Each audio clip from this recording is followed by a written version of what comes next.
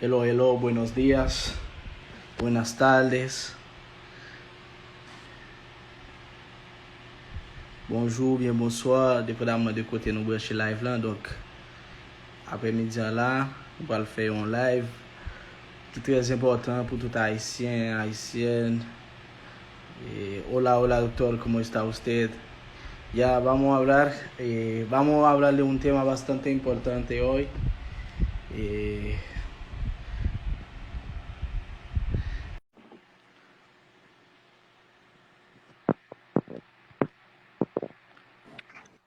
Hola, hola, doctor, ¿cómo está? Hola, hola, hola, buenas noches. Buenas noches, doctor. Un placer saludarte y a Sí, todos los que están conectados. exactamente. Vamos a esperar que se sube más personas para empezar a hacer el debate. Bien, está bien, tú me avisas. Desde que tú me avises, comenzamos. Sí, sí. ¿Y cómo fue todo, doctor? ¿Todo bien? Todo bien, gracias a Dios. Sí, qué bien. Eh, Hoy es un tema muy importante para los demás que no entienden el español, pero lo que yo puedo hacer como es hacer como una traducción después de este live para que ellos puedan entenderlo. Y también voy a hacer como algunas revistas, voy a publicar algunas revistas en una página de web y donde ellos pueden beneficiar de este tema que es bastante importante y en el día de hoy. Está bien. Entonces, vamos a hacer el conversatorio normal y luego tú vas a hacer la traducción. Bueno, lo que podemos hacer como, sí, podemos empezar con el debate, es decir, cada pregunta, si hay preguntas en creol o en francés, y yo voy a hacer como la traducción donde usted mismo va a interpretar o vas a dar como una respuesta acerca de esta misma pregunta. Está bien, chévere, Sí, está sí. bien. Bueno, como vamos a empezar con el tema, el día de hoy el tema es un tema muy importante que es el tema de detección temprana de una enfermedad renal o de cualquier enfermedad renal. En el día de hoy sabemos que la enfermedad renal es una patología que es muy grave al nivel mundial, que se afecta a bastante personas debido a que la consumación y también algunas enfermedades de base como la hipertensión, el diabetes también que afectan bastante a los riñones. Los riñones como un órgano, como son los órganos importantes en el cuerpo, que sirve además de filtración también, que es uno de los órganos regularizador del cuerpo. Ya por los demás asuntos, usted doctor va a empezar como acerca de la detección temprana de las enfermedades renales, que a veces que muchos pacientes y muchas pacientes vienen cuando ya se complican el asunto, es decir, que vienen como cuando ya es una enfermedad renal crónica y porque ellos no habían prestado una atención especial o una atención indicada a esta patología. Sí, bien. Buenas noches a todos los seguidores, tanto de tu cuenta como de la mía. Entiendo que este es un tema muy interesante y muy importante para que se debata, se haga una conversación, incluso para las personas que no son allegadas al sistema de salud. Exactamente. Primero tenemos que decir que datos estadísticos, aproximadamente un 10% de la población mundial padece algún tipo de enfermedad renal. No quiere decir que todos estén en diálisis, pero es una cifra muy importante que un 10% padecen de enfermedad renal a nivel mundial, de entre todos los tipos de enfermedad renal que puedan haber. También es muy importante saber que la primera causa de insuficiencia renal es la diabetes a nivel mundial. Luego le sigue la hipertensión. Y tanto la hipertensión arterial como la diabetes son enfermedades que tienen una alta incidencia y prevalencia en toda la población, sin excluir clase social, sin incluir raza, sin excluir parte del mundo, el continente. Sabemos que hay muchas enfermedades que tienen mucho que ver con la raza, con la clase social, con la localización en el continente. La hipertensión y la diabetes no respeta eso. Nosotros tenemos una característica diferente a la población de Haití, y es que nosotros no tenemos una raza definida. Nosotros tenemos una mezcla de diferentes razas, y por ende, por tal razón, no nos llevamos tanto de la raza. Ahora bien, ustedes, sí, la población de Haití sí tiene una raza muy definida, y muchas enfermedades sí deben de tomar en cuenta la incidencia por raza, porque sí ustedes pueden tomar esa variable, porque su raza es muy definida. La enfermedad renal al principio,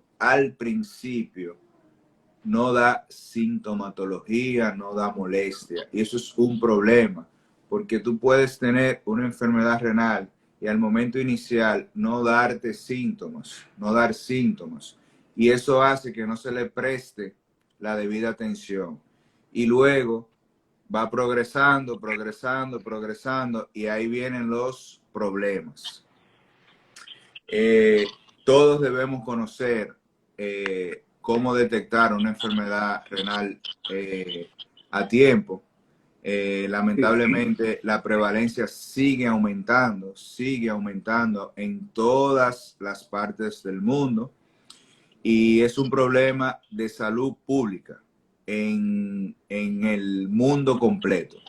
Nos afecta mucho a nosotros como país tercermundista, igual que a ustedes como país subdesarrollado, porque no tenemos todas las unidades de diálisis que amerita la población, por eso están abarrotadas. Y también como país tercermundista nos limita mucho al trasplante, que sería lo ideal cuando un paciente ya tiene insuficiencia renal avanzada, que se pueda trasplantar y así volver a su vida normal. Sí, pero la pregunta, déjame ver, aquí se dice protocolos de atención en pacientes renales agudos y crónicos. Se parece que un doctor que se hizo esta pregunta para saber cuáles son los protocolos de atención en pacientes renales agudos y crónicos. Bien, no tenemos que centrar en el paciente crónico. Vamos a centrarnos ahí, porque el agudo es más fácil detectarlo porque ya está ingresado en un centro de salud, ya sea por un diagnóstico X. Las estadísticas dicen que hasta el 30% de los pacientes que se ingresan en la unidad de cuidado intensivos, independientemente del diagnóstico que tenga, van a ser fallo renal agudo. Ya el riesgo es mayor si el paciente tiene mayor de 60 años y tiene alguna comorbilidad, dígase diabetes, hipertensión o una enfermedad renal previa. De todos los pacientes que se ingresan, las estadísticas dicen que hasta un 15%, no en UCI, pueden presentar falla renal aguda. ¿Por qué esta población es más fácil de detectar? Porque son los pacientes que están ingresados y hay un seguimiento, independientemente del diagnóstico que tenga el paciente que lo llevó a que se ingresara, hay un seguimiento médico y hay una vigilancia durante el ingreso. Pero vamos a concentrarnos en los pacientes con insuficiencia o enfermedad renal crónica, que son el gran problema. ¿Qué protocolo debe haber? Sabemos que tenemos niveles de atención médica. Tenemos el nivel de atención primaria, que es un paciente que va por consulta, es un paciente donde yo puedo diagnosticar hipertensión, diabetes, donde yo puedo tratar si la diabetes o la hipertensión es de fácil manejo. Ya tenemos el segundo nivel de atención, que es ya un nivel un poquito más avanzado, donde hay ciertas complicaciones, donde el paciente amerita ingreso por especialidades base, sea medicina interna, medicina familiar, cirugía, que no sean casos graves. Y ya tenemos el tercer nivel de atención, donde aquí tenemos todos los especialistas, tenemos capacidad resolutiva para casos graves, tenemos unidad de cuidado intensivo, tenemos unidad de cirugía para cirugías de larga envergadura, tenemos ventiladores y tenemos todos los especialistas, pero también tenemos los métodos diagnósticos necesarios para patologías graves, tomografía, resonancia, pruebas de laboratorio especiales. Entonces, en el primer nivel, que es básico porque no hay nefrólogos, y muchos pacientes no llegan al tercer nivel cuando han pasado mucho tiempo en el primero y segundo nivel. Entonces, es básico para los médicos de primer nivel, que son los que tienen contacto inicialmente con los pacientes, que son muchas veces los que le dicen, usted es diabético, usted es hipertenso, o son los que tienen que darle el seguimiento a esas patologías. Si un paciente está controlado de la presión arterial con la pastilla que utiliza, o está compensado de los niveles de glicemia con el tratamiento que utiliza, puede seguir en el primer nivel sin ningún problema. Ya si el paciente es de alto riesgo, tiene cardiopatía isquémica, tiene problemas renales, no es de fácil manejo, ya sí debe ser derivado. Pero el paciente en el primer nivel es básico, que el paciente se oriente tanto en el manejo medicamentoso como en el manejo no medicamentoso o no farmacológico. Entiéndase, cambio en el estilo de vida. Exactamente.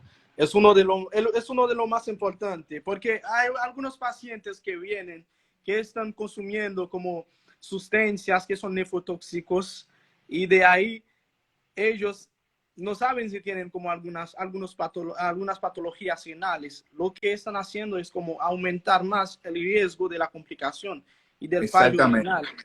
Sí.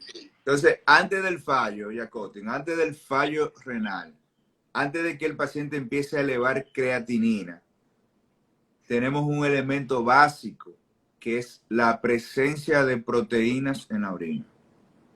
Inmediatamente el paciente sea diabético, sea hipertenso, sea obeso, es un paciente con riesgo de su salud renal. Y lo primero que sucede es la presencia de proteína en la orina. Con un simple examen de orina, nosotros podemos detectar un daño inicial en el riñón. Simplemente el examen de orina, con la presencia de proteinuria, que es el término médico de la presencia de albúmina en orina, o con otra alteración del sedimento urinario, ya yo puedo catalogar que si ese paciente es diabético o es hipertenso, ya esas patologías están creando daño, ocasionando estragos en el riñón, antes de que el riñón sea insuficiente. Entonces, también es imprescindible saber cuándo es un paciente con nefropatía crónica. Cualquier cambio en la anatomía del riñón o en la funcionabilidad del riñón por más de 3 meses ya se cataloga como crónico. Ok, perfecto. Entonces, eso es importantísimo saberlo. Y es un paciente, como te dije, la presencia de proteína en la orina es básico. Eso es como cuando el carro no prende el bombillito del check. Si tu carro te prende el bombillito del check, o que le falta aire a una goma, o que hay que cambiar el aceite, o que hay algo que no está funcionando bien. Y si no lo resuelves a tiempo, vas a complicar. Sí, o se te va a fundir el motor, o se te va a explotar una goma y va a ser peor. Entonces, la presencia de proteína en la orina es sumamente básico. Muchos médicos cometen el error de que solamente ven en la orina si hay infección o si hay sangre. Y a veces te dicen, el examen de orina está bien, porque los glóbulos blancos están bien. No, el examen de orina es una prueba básica en el paciente porque te permite detectar nefropatías iniciales, pero también te permite detectar enfermedades que no se originan en el riñón. Hay enfermedades del hígado, hay enfermedades hematológicas que te pueden alterar el examen de orina, y tú viendo el examen de orina, analizando el examen de orina, puedes inferir en una de esas patologías. Básico, toda evaluación médica, niño, viejito, embarazada, diabético, no diabético, hipertenso, obeso, toda evaluación médica debe de tener un examen general de orina. Eso es lo básico para examinar o para saber o también para determinar cuáles cuáles sintomatología que puede empezar como en este mismo. Si hay un padecimiento anormal en un examen de orina, de ahí uno puede enfocarse. Aún todavía no está claro la sintomatología, porque a veces hay algunos pacientes que vienen como por una poliuria, y que viene también por oliguría, y realmente no preguntamos al paciente cómo está haciendo el pipí, si todo salió bien, pero él no te va a decir. Pero de ahí uno puede enfocar más. Y cuando el paciente viene y diciendo que me está saliendo un poquito la orina, y ya ahí podemos enfocarnos. Y aparte de eso, doctor, ¿cuáles son los demás análisis como uno puede hacer para detectar a tiempo, a pesar como de un análisis de orina? ¿Cuáles son los análisis básicos también que podemos utilizar? Toda evaluación médica, independientemente la edad del paciente, tiene que tener un hemograma, donde vamos a ver datos de infección, si tiene anemia, si tiene alteración de las diferentes series de la serie blanca, dígase los linfocitos, los monocitos y esas cosas. Las pruebas de función hepática, la glicemia, y tenemos que hacer las pruebas de función renal, que es la urea y la creatinina. Eso es lo básico en un paciente, en una evaluación. Ya si yo sospecho de una patología, me enfoco en esa patología. Por ejemplo, si un paciente yo creo que tiene o sospecho por la historia clínica y la evaluación que tiene alguna hepatitis, un ejemplo, yo le hago todas esas pruebas de rutina, pero le indico las hepatitis. Si yo entiendo que por la historia clínica y por la evaluación el paciente tiene algún trastorno de la coagulación, le hago esas pruebas y le hago pruebas de coagulación. Entonces, la creatinina es una prueba que debe de ir en toda evaluación médica, pero eso nos va a orientar o nos va a dar una idea de la función renal. Sí. Función renal. Ahora bien, tú puedes tener una nefropatía sin que todavía haya insuficiencia renal. ¿Qué quiere decir eso? Tú puedes tener un paciente con proteína en la orina, pero que todavía no ha ocasionado esa nefropatía una insuficiencia renal, no ha elevado creatinina. Entonces ese es el paciente que yo debo de investigar, que yo debo de estudiar qué está ocasionando esa nefropatía para hacer un diagnóstico rápido y un tratamiento adecuado, y así evitar que el paciente me llegue a insuficiencia renal y luego llegue a diálisis. Muy bien. Y doctor, podemos también indicar en algunos de esos pacientes como un análisis de la tasa de filtración glomerular para ver cómo están los glomérulos. Sí, la tasa de filtración glomerular es una ecuación matemática que toma diferentes variables y hay diferentes fórmulas de hacerlas. Las variables que mayormente toman es el valor de la creatinina, el peso del paciente y la edad del paciente. Hay otra fórmula que toma de variable la edad del paciente, la creatinina, el valor de creatinina en sangre el valor de creatinina en orina y el volumen urinario. Esta es más exacta, tiene un margen de error menor, pero es más difícil de hacer porque el paciente tiene que colectar la orina por 24 horas. Hay una fórmula que es la más utilizada, aunque no es la más exacta, pero es más fácil porque con el valor de la creatinina, el peso del paciente y la edad del paciente la hacemos y no hay que esperar 24 horas que colecte la orina. No. Ok. Esa fórmula se llama la fórmula de Korkov. Es sencilla. Hay una variable. Es el peso del paciente en kilogramos. La 140 menos la edad del paciente. Y eso lo vamos a multiplicar por el peso del paciente en kilogramos. Entonces, como denominador, vamos a tener 72, que es una constante, por el valor de la creatinina. Y eso lo dividimos. Por ejemplo, vamos a hacer el ejercicio. Vamos a poner un paciente de 50 años de edad, sí, masculino, y que tenga 2 de creatinina. Y que pese 80 kilos. 80 kilogramos. Tenemos 140 menos la edad, son 50, menos 140 menos 150, son menos 50, son 90. Sí.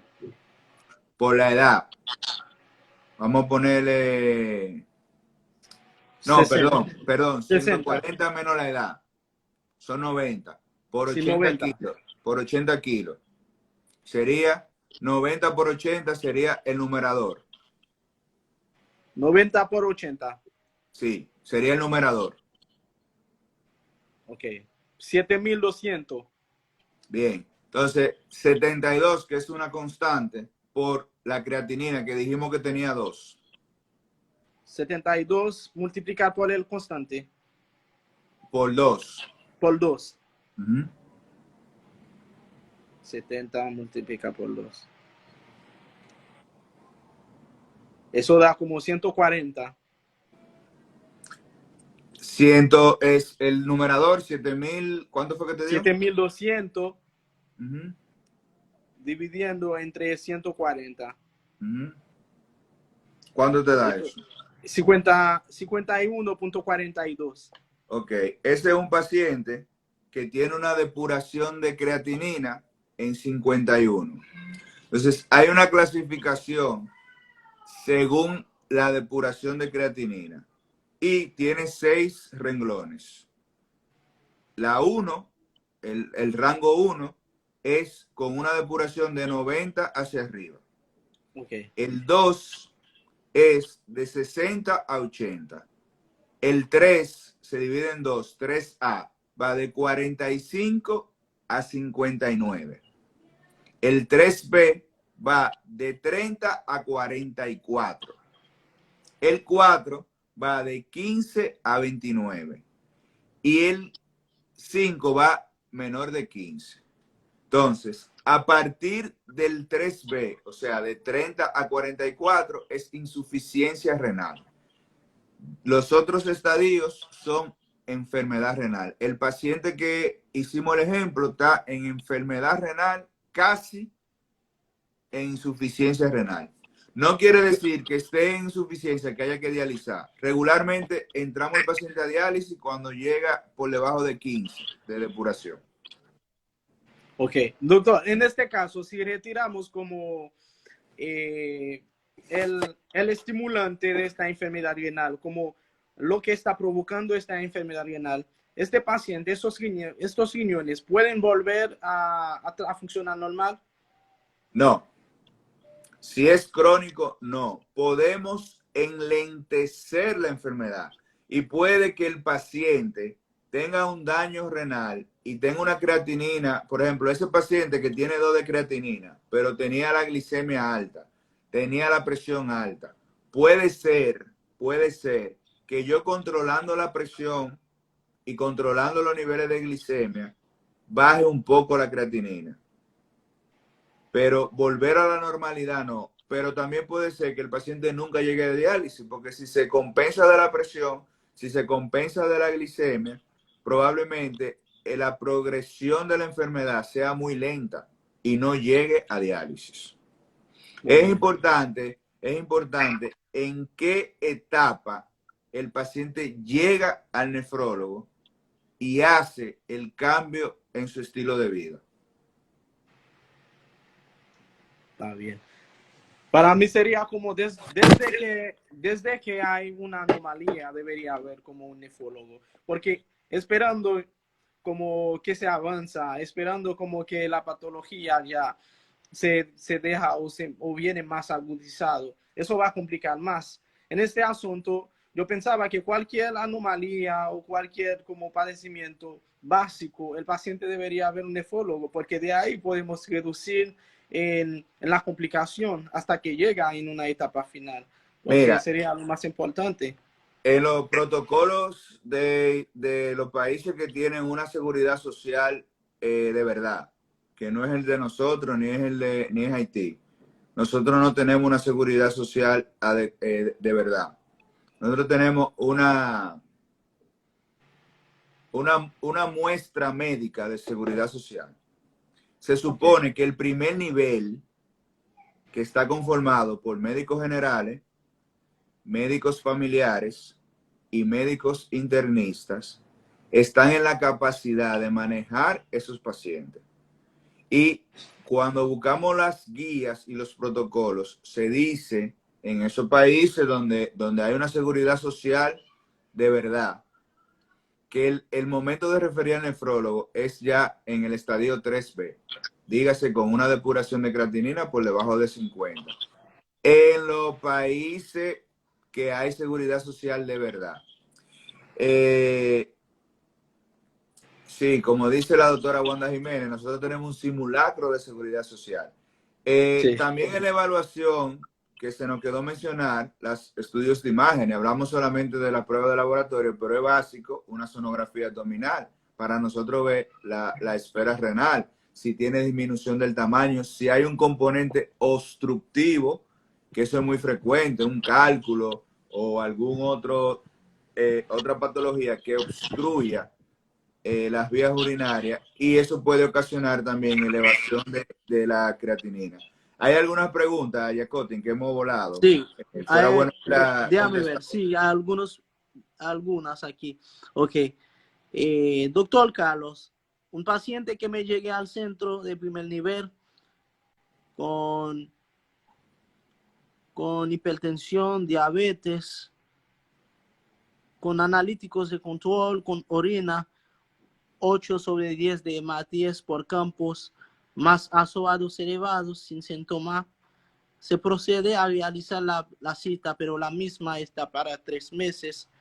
Usted como nefrólogo, ¿cuál es el protocolo a seguir con dicho paciente? Lo primero que hay que ver es qué valor de creatinina tiene, porque no es lo mismo 2 de creatinina que 6 de creatinina, tú ves. Ella dice elevación de azotado, pero no me da un número, porque 1.4, 1.6 no es un valor para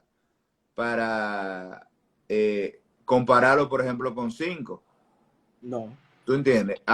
Faltaría ver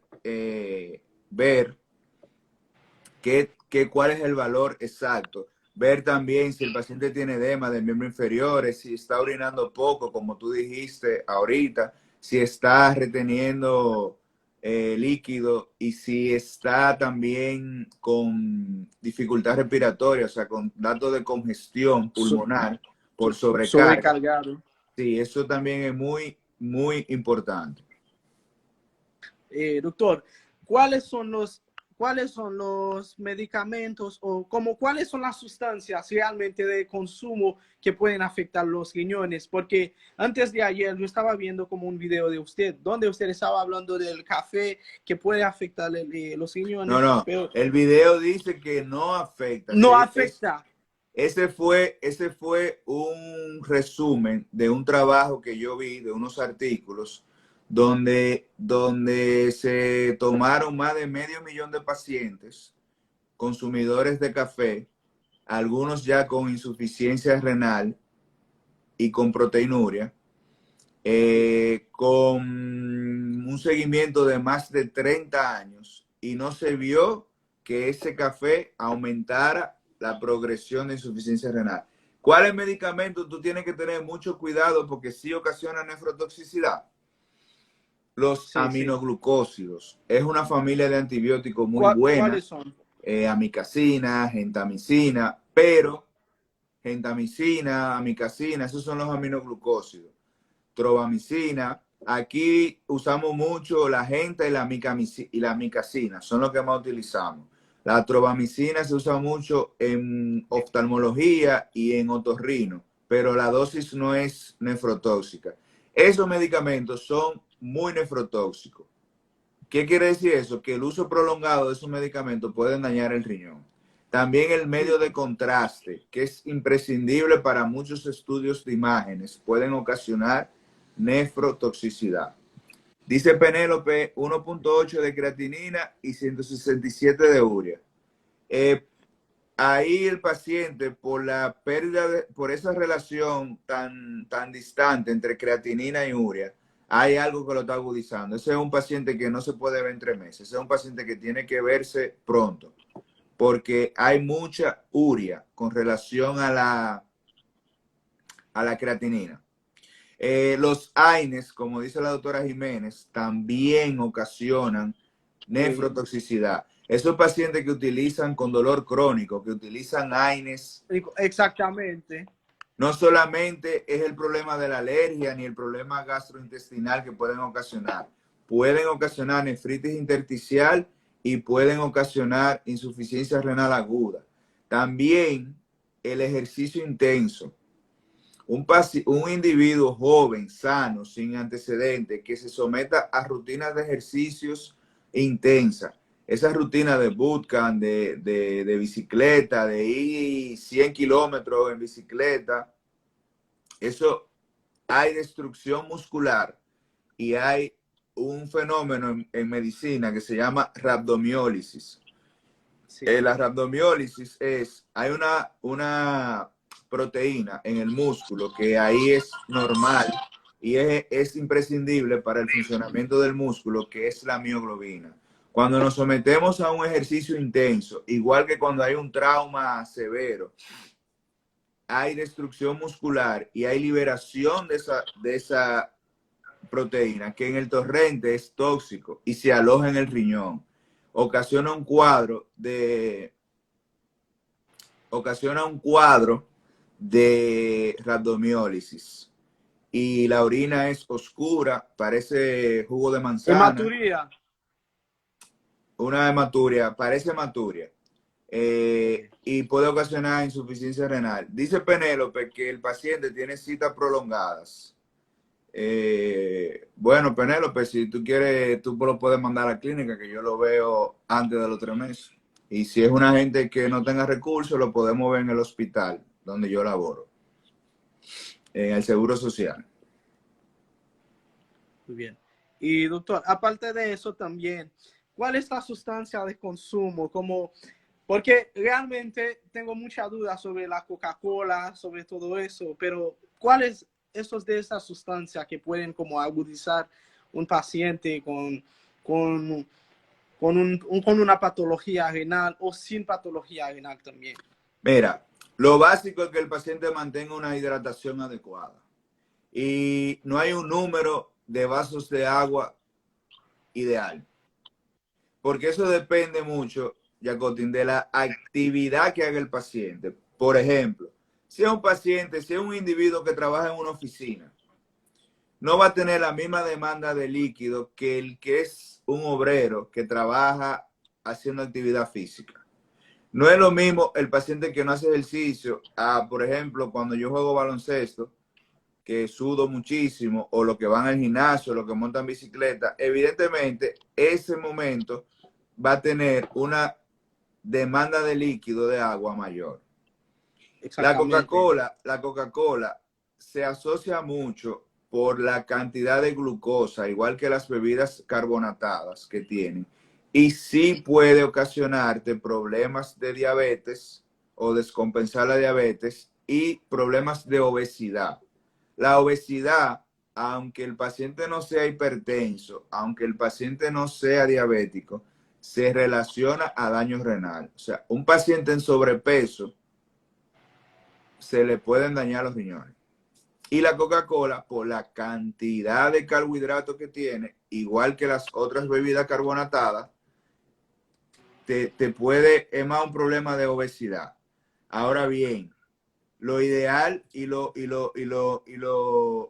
que hay que hacer es hidratarse bien. Está bien. Si Eso es haces más importante. ejercicio, bebe más agua. También toma en cuenta el clima. El clima de nosotros y el clima en Haití es similar. Siempre tenemos calor. No es lo Y mismo. No es lo en mismo lo yo que, hacer una rutina de ejercicio con 37 grados, 38 grados, como hace un mes que estaba, que hacer ahora. Aunque sea la misma rutina, debo de ingerir más líquido. sí, que Espérate, también, para terminar ahí, es importante lo que Wanda está comentando, y yo hago mucho énfasis en eso. Los suplementos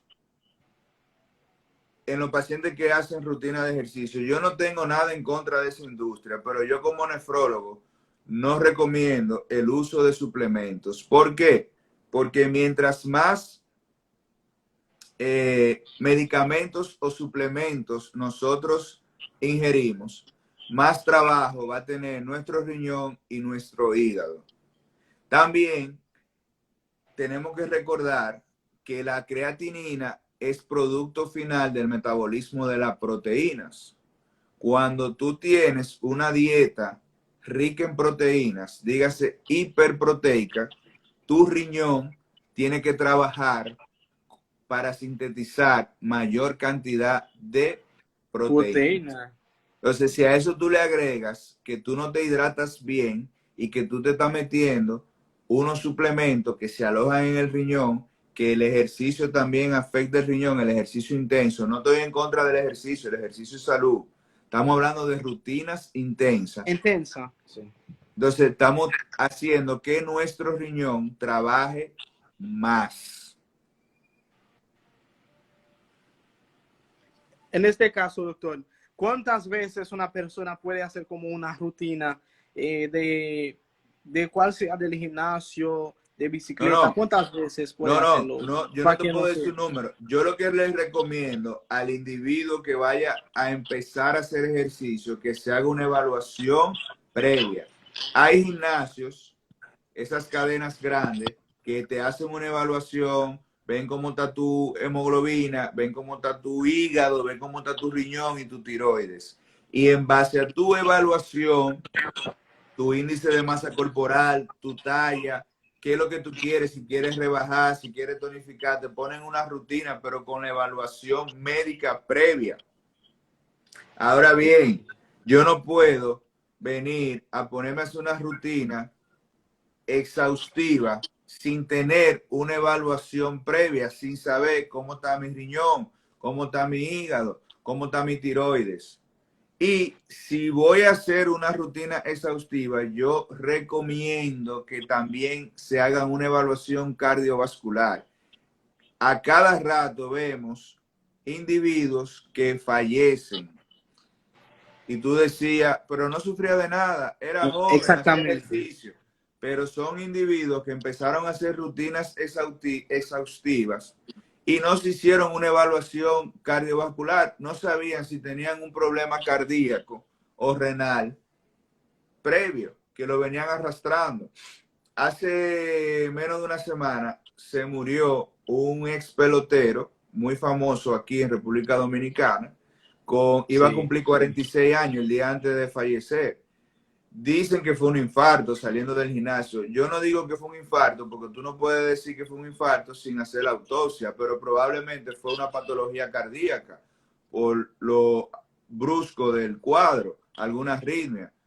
Entonces, ese paciente, ese individuo, probablemente venía con un problema cardíaco y no lo sabía. Imagínate tú que tú empieces a montar bicicleta de aquí a Montecristi, que son más de 100 kilómetros, sin saber cómo está tu corazón. Entonces, Y no es que acelerando. haga una o dos veces, no, es que tenga una evaluación médica previa. Exactamente.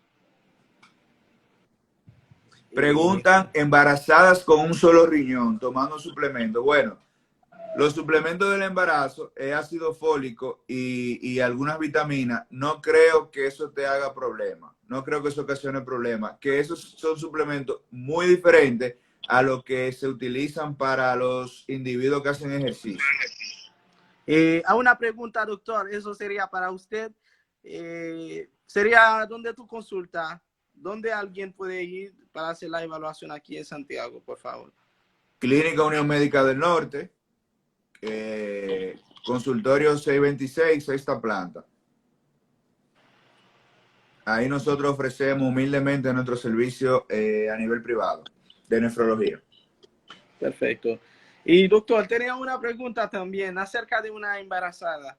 Si tiene como una patología, como tiene unos riñones que es atrófica y es de este riñón, no lo va a afectar como la embarazada, porque yo sé que el niño va a necesitar más sangre y de ahí como vas a tener como más aumento de la presión y también vas a tener como disminución de la función renal o aumento también de la función renal, dependiendo. Eso no puede afectar el niño. Mira, en el embarazo ocurre un fenómeno fisiológico de hiperfiltración. ¿Qué quiere decir eso?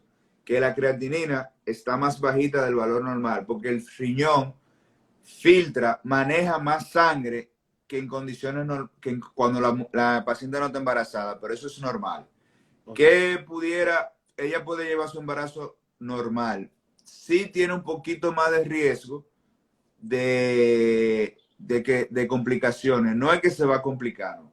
Ella lo que tiene que llevar su embarazo con sus chequeos prenatales al día y sobre todo no subir de peso más de lo normal. El embarazo aumenta de peso a la mujer, pero a veces la mujer se alimenta mal y empieza a comer muchas cosas y aumenta más de lo que debería de aumentar de peso. Eh, Pregunta Luis, ¿qué tiempo debe transcurrir para que sea insuficiencia renal aguda? No. Para que sea insuficiencia renal aguda es deterioro, la definición de insuficiencia renal aguda es deterioro de la función renal de manera brusca, repentina, irreversible. Para que sea crónica tiene que tener más de 3 meses. exacto. Pero ya me estoy buscando si no hay pregunta. Entonces, en lo que te dice la pregunta, hay varios elementos básicos que tenemos que tener en cuenta para nuestra salud renal. Primero, si eres hipertenso, tienes que mantener tu presión arterial controlada. Si eres diabético, tienes que tener tus niveles de glicemia compensados. Si eres obeso, bajar de peso. Si no haces actividad física, hacer actividad física. No automedicarse. Disminuir el consumo de sal. Exactamente. Y Eso vamos. básicamente chequear tu función renal y hacerte un examen de orina periódicamente. Si en tu familia hay historia de enfermedad renal, ese chequeo debe ser más precoz. Básicamente, eso es el mensaje que deben de llevarse a casa a los que no son médicos. Y a los que son médicos, evaluar siempre la función renal de sus pacientes en el seguimiento y el examen de orina, que es básico. Y doctor, y el alcohol también, y hay que reducirlo. Alcohol, El cigarrillo. alcohol, las drogas, el cigarrillo, todos esos hábitos tóxicos se asocian a alteraciones renales, son agresores del riñón. Y todo lo que pasa en el organismo, de una u otra manera, repercute en el riñón. Exactamente. Eh, Déjame ver si no hay más preguntas. Como no hay más preguntas, déjame ver.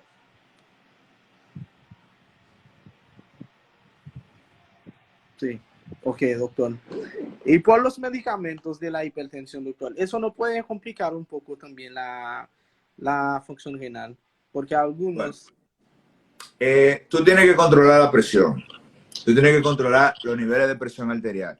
Hay medicamentos que son muy buenos en etapas cuando no hay insuficiencia renal y cuando hay proteinuria, que son los inhibidores de la enzima convertidora de angiotensina, los IECA o los IECA, ACA2. Ahora sí, bien, ya cuando hay una insuficiencia renal, eh, cuando hay una insuficiencia renal avanzada, dígase un estadio 2, un estadio 3A, 3B, ya esos medicamentos hay que tener mucho cuidado en utilizarlos. Y en insuficiencia renal ya estadio 4 o 5 están contraindicados, ok. porque esos medicamentos ocasionan unos cambios dentro de la presión del riñón que inicialmente son beneficiosos, pero ya con una insuficiencia renal crónica, tú bloquear ese sistema hace más daño que bien. En lugar, y de este caso, ¿qué medicamento que podemos utilizar? En lugar de los IECA y... Cuando hay, por ejemplo, los pacientes de diálisis, que la mayoría tienen presión arterial, que necesitan más de un medicamento, nosotros empezamos con calcio antagonista, dígase nifedipina de acción retardada, lo combinamos con clonidina, que es uno de acción central, y también podemos combinarlo con beta bloqueadores cardioselectivos, como por ejemplo el bisoprolol, el meprolol, son medicamentos que tienen muy buenos resultados y son de nuestro arsenal. Mayormente nifedipina de acción retardada, combinado con clonidina. Y si con esos dos no se controla, le agregamos el beta bloqueador cardioselectivo, preferiblemente. Ok.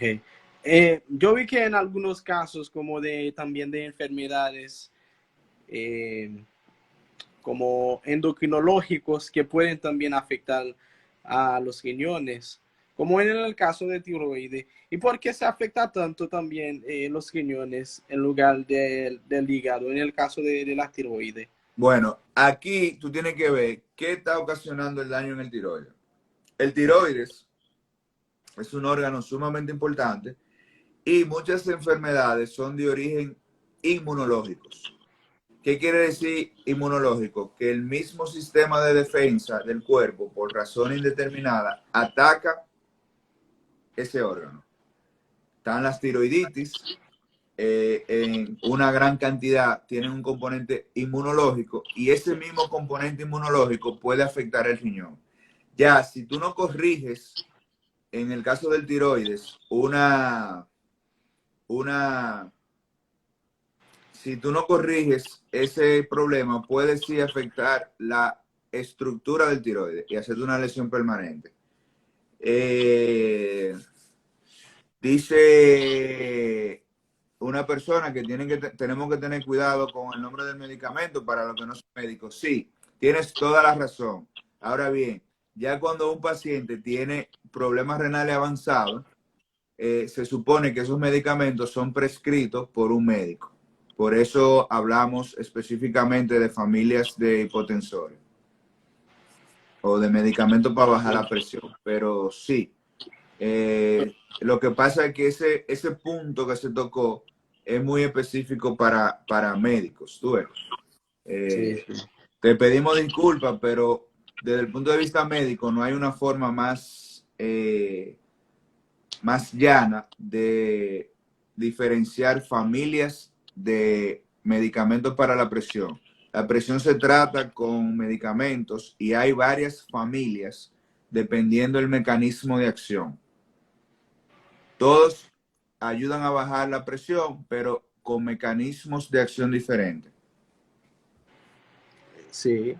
Y normalmente esos medicamentos no se pueden dar así, porque los pacientes no pueden automedicarse con esos medicamentos. Exactamente. Se supone que si un paciente padece de hipertensión, esas prescripciones lo hace un médico. Eso no es como ir al colmado y dame 10 pesos de azúcar. Se supone, aunque se venda, hay medicamentos, nosotros no tenemos control con los medicamentos. Aquí van a los colmados y a la farmacia y venden medicamentos sin prescripción médica. Se supone que no debería de ser así. Y más para medicamentos de terapia crónica como la hipertensión. Sí. Y por el asunto de té, doctor, ¿cómo puede afectar el té como un mecanismo de nefrotóxico? Como en cualquier tipo de té también puede Mira, afectar los riñones.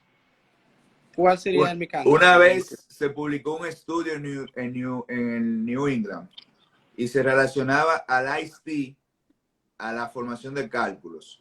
Pero eso es por la cantidad de fósforo que tiene, de fosfato que tienen los iced tea. El té, me imagino que eso es algo, nosotros tenemos muchas cosas similares a nivel cultural en lo dominicano Sí, y lo haitiano. Aquí exactamente. en la zona rural se hacen muchos té de raíces y de hojas de diferentes plantas, de muchísimas plantas, o sea, cosas que tú no te imaginas. Y la mezclan, la mezclan. Eh, las plantas indiscutiblemente tienen propiedades medicinales, eso no se puede discutir. Pero también las plantas tienen sustancias tóxicas para el cuerpo. Entonces, cuando tú haces un té, tú tienes las cosas buenas de las plantas, pero Sí, también tienes las cosas malas de las porque plantas. no tiene dosificación y el clorofilo No, ayuda ni hay el proceso de tú sacar lo malo y dejar lo bueno. a lo bueno. Sí. Mira, antes se veía mucho había muchos pacientes, muchos viejitos de los campos que llegaban con cirrosis y no bebían alcohol. Y tú decías, ¿y cómo una persona que no bebía, que comía saludable, que se acostaba temprano? Pues tú sabes que en el campo la comida es más saludable, sin sazones, sin los químicos. ¿Y de dónde viene la cirrosis? En los años que duraban tomando té, mezclando hojas, mezclando raíces, cosas rarísimas, y ese hígado, más que daño renal, daño hepático. Ok. Sí, es verdad. Porque he visto un caso de una cirrosis hepática fulminante de un niño. Eso fue increíble. De un Mira, yo niño. recuerdo, yo recuerdo cuando yo era interno y por ahí está la doctora Wanda Jiménez, que éramos del mismo team, que en el área de gineco, cuando le llevaban, tú sabes, hacían la cesárea y si el niño estaba bien, le llevaban el niño a la madre y duraba 24 horas el proceso de la cesárea y luego se iba. Yo recuerdo que en el área de gineco, que estaba en la tercera sur, eran los posquirúrgicos, estaba lleno de letreros que decían, no bañen su niño con ruda. La ruda es una planta que emana una sustancia venenosa. Oye, y en los campos de aquí en la zona rural, bañaban los niños con ruda, niños recién nacidos, niños con 1 o 2 meses. Oye, Wow. y había que llevarlos intoxicados y muchos se morían. Porque esa planta, cuando la mojaban, o sea, cuando la mezclaban con agua y maceraban la hoja, tenía botaba una sustancia tóxica y se absorbía por la piel. No era que el niño la ingería, era por los Por la poros que se piel. ingería. Sí. Penélope dice, la sopita tiene, sí, por el grado de sal que tiene. Te dispara la presión arterial y la presión te daña el riñón. La sopita es veneno, es veneno. Deberíamos todos, inclusive los que no somos hipertensos ni tenemos daño renal, de no ingerir sopita. Y la sopa de la sopa china, China. la que Ajá. hacemos en los microondas, eso nosotros no tenemos cultura, Penélope, de leer los datos de nutrición de los alimentos. Usted va a un supermercado en Estados Unidos o en un país desarrollado y usted ve que la gente en la góndola va a buscar, vamos a poner que una salsa de tomate y hay 3 marcas, 4 marcas y empieza a ver los datos de nutrición. Cuánto tiene de esto, cuánto tiene de aquello, cuánto tiene de sodio, cuánto tiene. Nosotros no, nosotros cogemos la más barata o la que siempre compramos o la que te enseñó tu mamá para cocinar, esa la cogemos y no miramos los datos de nutrición. Ese es un gran problema que tenemos nosotros. Entonces, les recomiendo que vayan y traten de crear esa cultura de ver los datos de nutrición. Si a ti te gusta, por ejemplo, la salsa de tomate, entre las que hay de opción, ver los datos de nutrición y vean siempre la cantidad de sodio de esos condimentos. El sodio aumenta la presión arterial.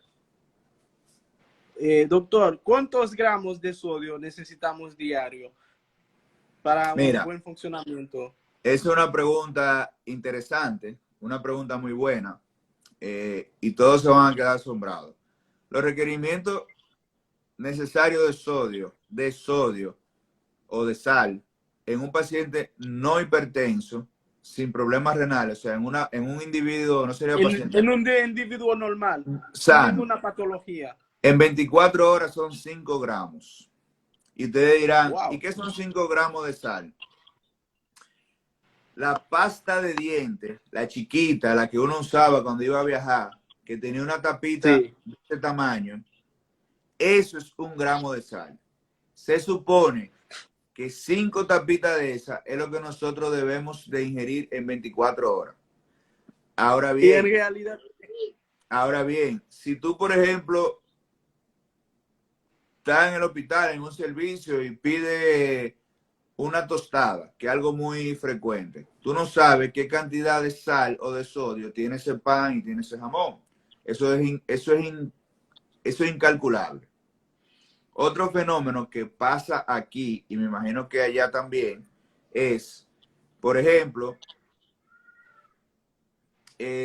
tu mamá te enseña a cocinar. Tú viniste para acá, a República Dominicana, tú tenías que cocinar porque tú vivías solo, tú no podías estar comprando comida todos los días. O tú te mudaste con un compañero tuyo que no era de Santiago, igual vino para acá, no tenía que, y aprendió a cocinar. sí. ¿Qué cantidad de sal tu mamá te enseñó a cocinar para una cantidad de arroz para 2 gente? Vamos a poner un ejemplo, y para la carne y para la habichuela. Dos cucharas para cada uno. O un puñito. Sí, exactamente. Con el dedito empezamos a tomar. Pero ¿qué pasa? Tú le ibas probando, ya está buena de sal, pero el puñito tuyo no es el puñito mío. No, no. Es un asunto de tamaño, no tenemos una cantidad específica. En los pacientes hipertensos, los requerimientos, dicen las guías de hipertensión, de manejo de hipertensión, no debe ser más de 2 gramos al día. 2 tapitas de pasta de dientes pequeña. 2, en 24 horas, comida, merienda, desayuno, almuerzo y la cena. En Obvio, caso, en caso de consumimos una mucho más paciente de eso. con insuficiencia renal crónica, ¿cuántos 2 gramos gramos, tenemos? 2 gramos, no debe de pasar de 2 gramos. Okay. Y una sopita, a Penélope que preguntó que busque cuántos gramos de sal, de sodio tiene una sopita.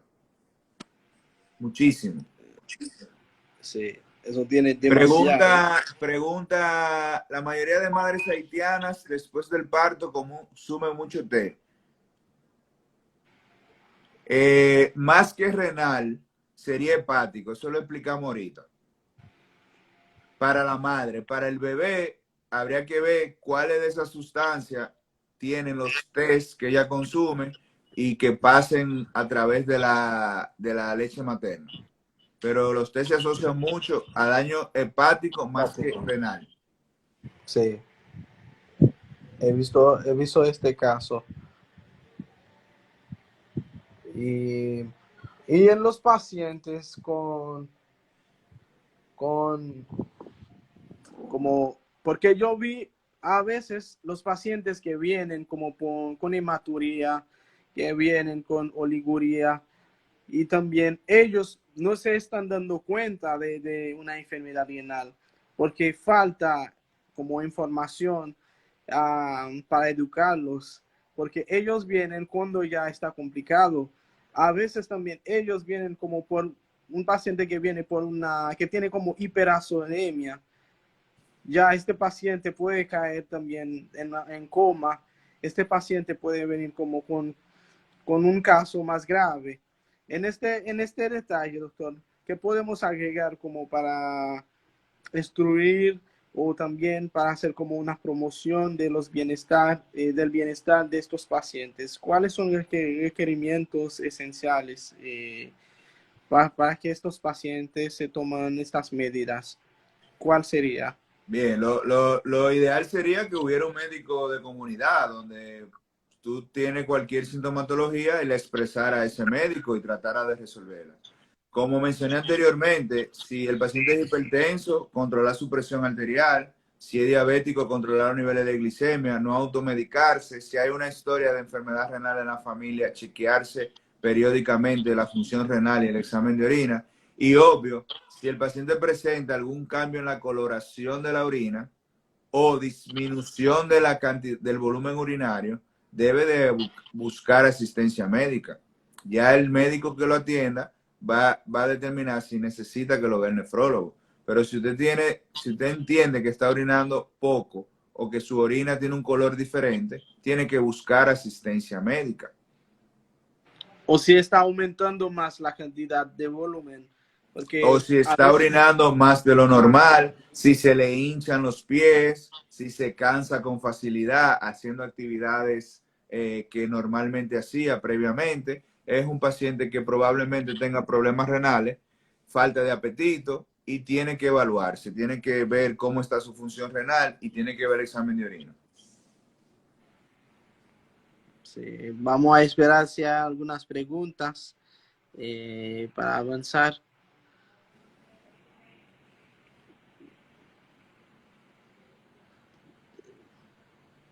Realmente, como no hay muchas preguntas, como ya no hay preguntas por este momento, pero Creo que las hemos respondido todas. sí, sí, sí. Las personas que hacen ejercicios al gimnasio, ¿sería mejor en la mañana o en la noche? Una pregunta. ¿Qué se dice, doctor? Mira, en la mañana, en la madrugada, a la primera hora de la mañana, hay más incidencia de cardiopatía isquémica, porque en la madrugada es donde más se produce o se libera el cortisol. Cortisol es se relaciona al estrés. También en la mañana tú tienes estamos hablando tempranito en la mañana, tú tienes como más contado el tiempo de ir, durar X tiempo para venir a cambiarme, para ir al trabajo, para ir a la universidad, y como que eso genera más estrés. Mucha gente va porque les rinde más el día, porque va menos gente al gimnasio y rinde más, es más rápido hacer la rutina, pero tú vas con el tiempo contado. Eh, es un asunto de organizarse. Yo preferiría hacerlo en la noche o en la tardecita. O, dependiendo de lo que tú trabajes, no en la madrugada, en la mañana, 10 9 de la mañana. Pero Obviamente, Yo preferiría, yo recomendaría que se hiciera en la tardecita, por el asunto del cortisol y de que tú sabes que si te dura un chisma de tiempo en el gimnasio te va a coger la hora para ir al trabajo o para ir a la universidad. Y eso genera más estrés. ¿Por qué está aumentando tanto la incidencia de insuficiencia renal en pacientes? A varios factores, principalmente por la cantidad de hábitos tóxicos que tenemos los jóvenes, la alimentación muy mala,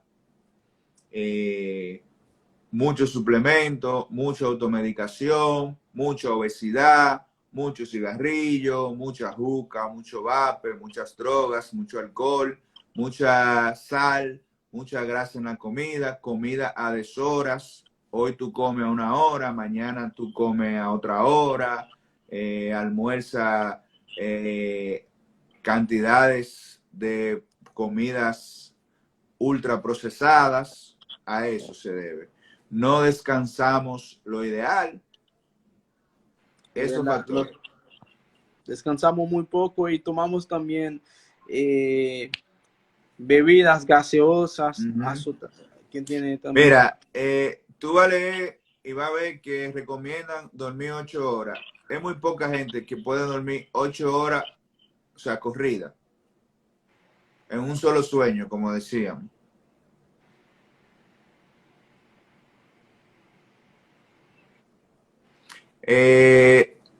Pregunta Penélope si hemos visto pacientes con insuficiencia renal crónica post medicación antipsicótica. Mira, no sé si tú estabas conectada cuando hicimos el cálculo de la depuración de creatinina. Eso es sumamente importante. Tú sabes la función del paciente renal, porque eso tú ajustas los medicamentos. Hay medicamentos antipsicóticos que están contraindicados en insuficiencia renal digamos, avanzada. Y pueden agudizar el proceso renal. ¿Qué quiere decir eso? Que si el paciente tiene una nefropatía previa, esos medicamentos pudieran deteriorar un poco la función renal.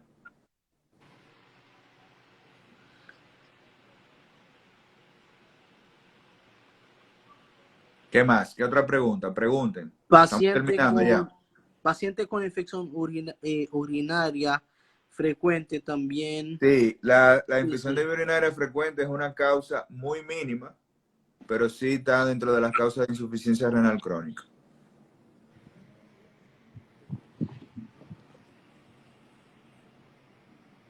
No es de la más frecuente, pero sí hay casos y está en la literatura. Está bien. Bueno, este tema fue bastante importante, doctor.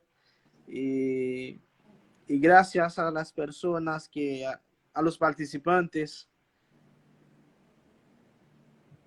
Si hay algunas preguntas, estamos respondiendo aquí.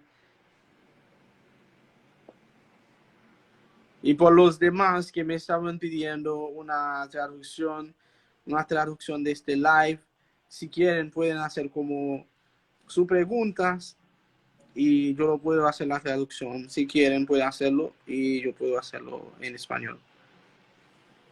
Pregunta Penélope, ¿qué interviene en la pérdida de la relación corticomedular? Eso hay dos tejidos a nivel anatómico del riñón, corteza y médula. La corteza es donde se produce el filtrado glomerular.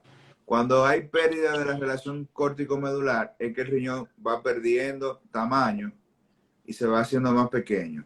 Se puede decir que se va atrofiando. Pero la pregunta era como doctor, ¿qué interviene en la pérdida de la relación córtico-medular en el embarazo? No, el embarazo no te va a causar pérdida de la relación córtico-medular. Ahora, una paciente que se embarace ya con pérdida de la relación córtico-medular pudiera tener más probabilidades de trastorno hipertensivo en el embarazo. No es que la va a hacer, no es que lo va a hacer, pero tiene más probabilidades que una que tenga sus riñones anatómicamente normal. un paciente que puede provocar, donde puede provocar como una preeclampsia y de ahí Tiene puede más causar. riesgo, más riesgo. No es que va a ser la preeclampsia, pero tiene más riesgo. Ok, perfecto.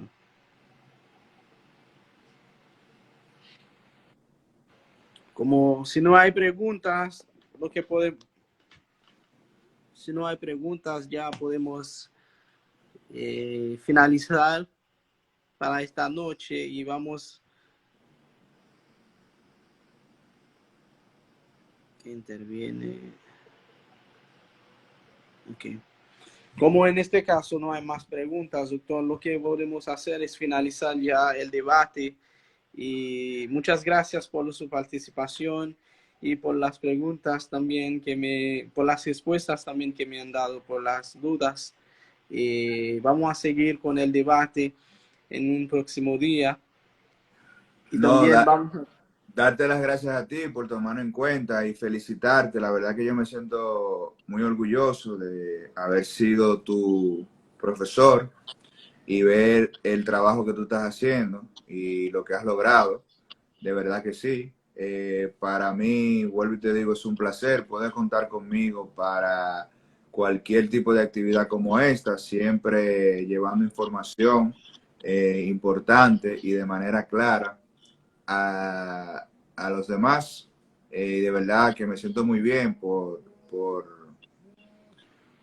verte hacer lo que estás haciendo. De verdad que sí. Sí. Es el continuo del trabajo, doctor. Los balones de oreja en la materia de nefrología dieron resultados. Sí, sí.